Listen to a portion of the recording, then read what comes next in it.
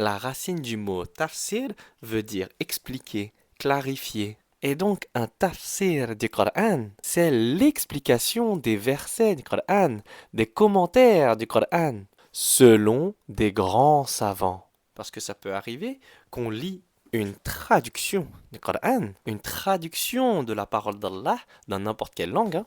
Par exemple, ici, j'ai une traduction en français. Et parfois, en lisant des traductions, eh bien, on peut mal interpréter des choses. Et donc, ça sert à ça, les tafsirs. C'est l'explication des versets selon les grands savants qui ont étudié le Coran et la Sunna. Parce que le but de tout musulman, savant ou non savant, est de se rapprocher de la vérité du mieux possible.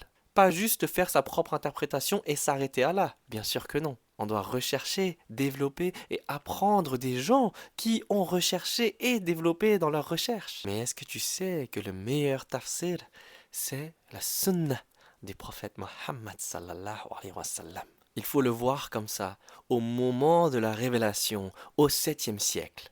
Le Coran a été révélé au prophète Mohammed sallallahu alayhi wa sallam et qu'il a ensuite récité. Et donc, à l'époque de la révélation, il n'y avait pas encore de grands savants pour expliquer des versets qui viennent juste d'être révélés, c'est logique. Et donc, celui qui pouvait le mieux expliquer la parole d'Allah directement est bien sûr celui qui a reçu la révélation. Regardez ça, c'est un très beau Coran, Mus'haf, où il n'y a que la révélation en arabe telle qu'elle a été révélée il y a plus de 1400 ans. Subhanallah.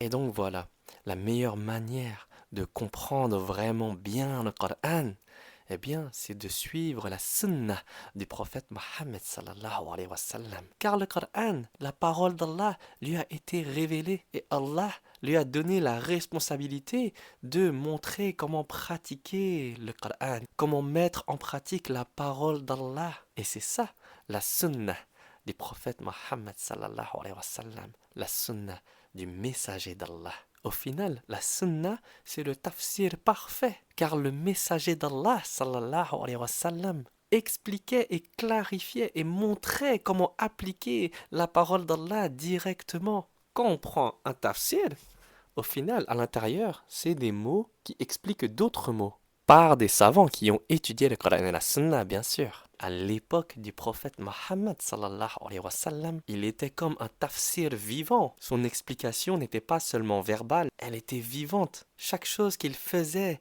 chaque chose qu'il disait montrait comment le Coran doit être appliqué. Et donc, le meilleur tafsir, c'est la Sunna du prophète Mohammed sallallahu alayhi wa sallam. Et on apprend sa Sunna à travers les hadiths. La sunna, ce n'est pas optionnel. Ça va avec le Coran. C'est comme si on te disait c'est théorie et pratique. Un exemple concret, Allah dit accomplissez la prière. Et les gens à l'époque, ils entendaient ces paroles-là étant récitées par le prophète Mohammed sallallahu alayhi wa sallam. Et alors, le prophète Mohammed sallallahu alayhi wa sallam leur montra comment accomplir la prière. Et dans le hadith, on le sait parce que le prophète Mohammed sallallahu alayhi wa sallam a dit priez comme vous m'avez vu prier. Et c'est comme ça qu'on sait le nombre d'unités de prière à faire, les gestes à faire durant la prière, ce qui doit être récité durant la prière. Toutes ces informations-là, on le sait parce que les compagnons du prophète sallallahu alayhi wa sallam l'ont regardé attentivement et l'ont suivi et ont prié avec lui et ont été corrigés par lui. Un autre exemple,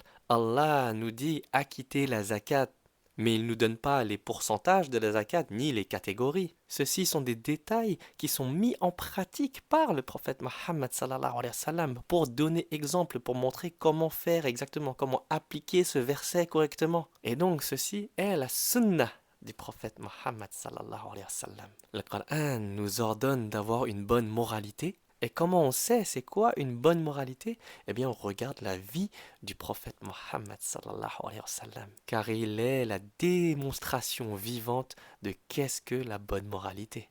Allah nous le dit dans la sourate 33, ayat 21.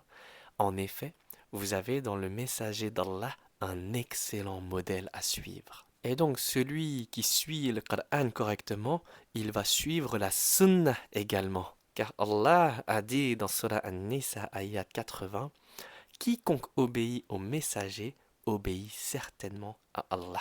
Allah nous dit également dans Surah An-Nahl, ayat 44, et nous avons fait descendre vers toi le rappel, le Coran, pour que tu expliques clairement aux gens ce qui a été descendu pour eux afin qu'ils réfléchissent. Et pour finir, Surah An-Nur, ayat 63, que ceux donc qui s'opposent à son commandement prennent garde qu'une épreuve ne les atteigne, ou que ne les atteigne un châtiment douloureux.